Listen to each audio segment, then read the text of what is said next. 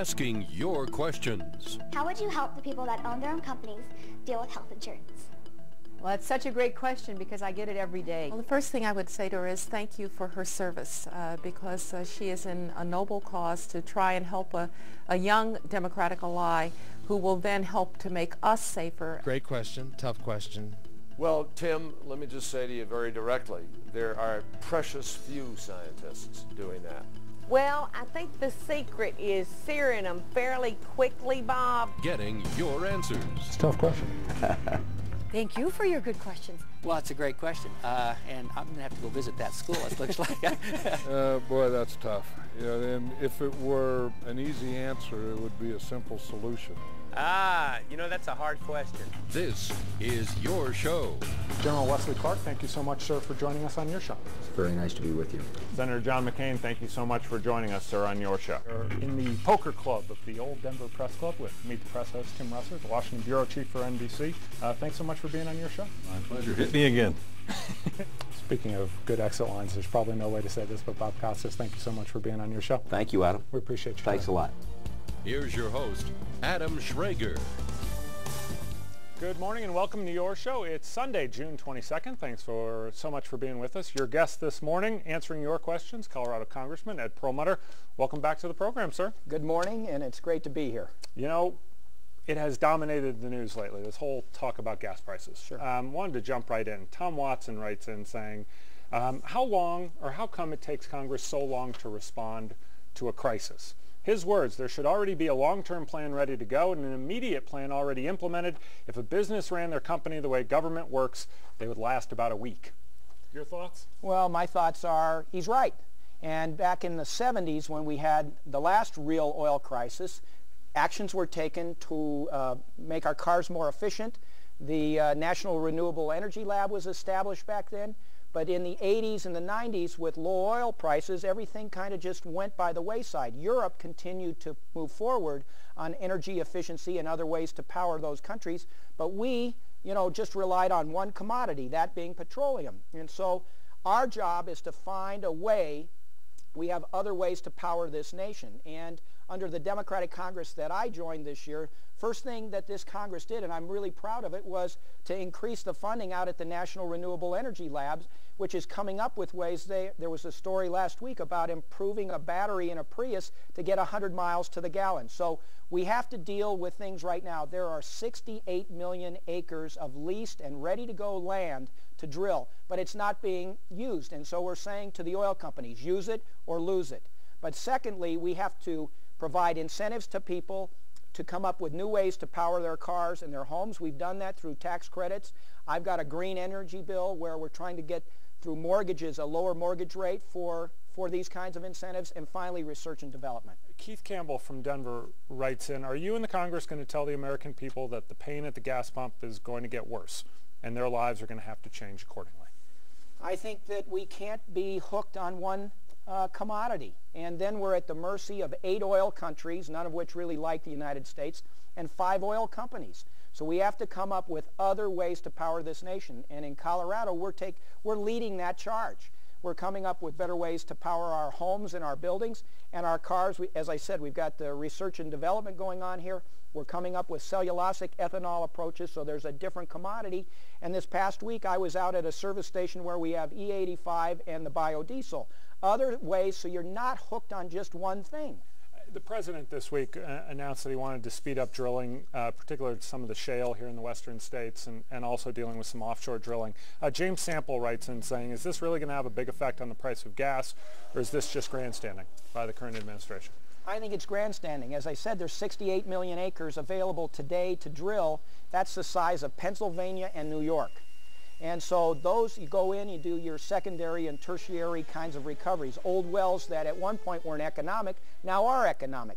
One of the problems is, over those 20 years, a lot of oil rigs were taken apart. We don't have the same numbers of people in the oil fields. But again, I think the goal's got to be to come up with new ways to power this nation.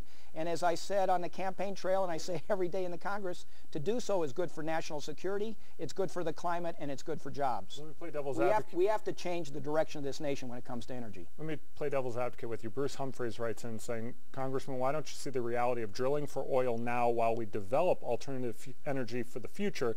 That would seem basic.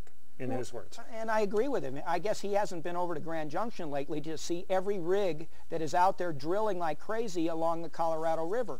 Drilling is going forward, but we can't just be hooked on this one commodity, because then it makes us, brings us to the mercy of the Middle East. And it's got to stop. And I kid around. I said, you know, there's a question, what are the Democrats doing about the price of oil? And I say, well, with two oilmen in the White House, it's obvious what they've been doing about the price of oil. We have to come up with different ways to power this nation. We're going to have a complete kind of portfolio. Oil and gas is going to be part of it. Nuclear is going to be part of it. Renewable energy is going to be part of it. And coal is going to be part of it. But we've got to work on all those fronts so that we're not just dependent on Middle East oil. You talked about the West Slope. Clark Rapp writes in from Pagosa Springs, saying Colorado leads the country right now in the development and deployment of renewable alternative energy. How can we avoid becoming the oil and gas capital of the country with field development and ConocoPhillips push to bring 7,000 jobs here as well? Is there a concern that you overdevelop the West Slope? Well, I mean, everything is, you got to do in balance. Right now, I think that we need to drill to provide oil and gas at the pumps. We need to also come up with cellulosic ethanol, which is what we're doing at the National Renewable Energy Lab. We've got to come up with more efficient cars. And so it's really incentives towards more efficiency and towards renewable sources. It's also the research and development. So we're doing those things, but we also have to drill. We're not going cold turkey off of oil and gas, but our goal's got to be we have to really reduce the pressure and our reliance on it. We've had a number of guests who have sat in your chair that have talked about this next issue, and Danny Lopez writes in saying, can someone start talking about making the oil companies build at least 5 strategically placed new refineries? In an effort to bring down gas prices, he writes, we have plenty of crude oil being produced, but not enough refineries to supply the gas. And we obviously saw the impact after Katrina and Rita down south as well. I mean, the refinery aspect of this is not talked about all that. And that's a very good question, and your comment's well taken. Since the 70s or early 80s, we've not had a new refinery built, but that also isn't the complete answer. Most every refinery has had its capacity expanded dramatically, but we still are a little bit below the capacity we need. Now, the information, the statistics I'm getting is, are the refineries running at capacity or not? I've heard they're running at about 85%, 90%. I don't know.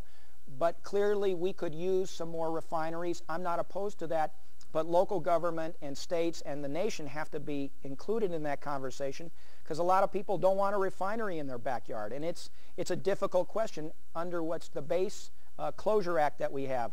Bases, military bases that we're closing, there's a provision in there that allows for refineries to be built on those. Now, I'm not sure at Lowry we'd want a refinery, but within the BRAC law, there's that provision. Let me ask you quickly, because we want to get on to other topics too, but a number of people wrote in, Steve Collins among them. Do you feel that OPEC increases production with the word that the U.S. is going to increase drilling? Do they automatically say we don't want the competition in a supply and demand world?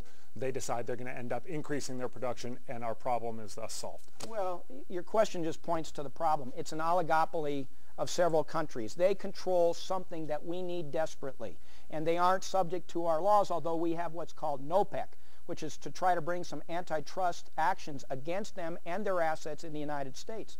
But like any monopoly or oligopoly, they're going to try to find the highest price before there's either a substantial reduction in demand or a substantial increase in supply from elsewhere. And they're going to keep playing with that.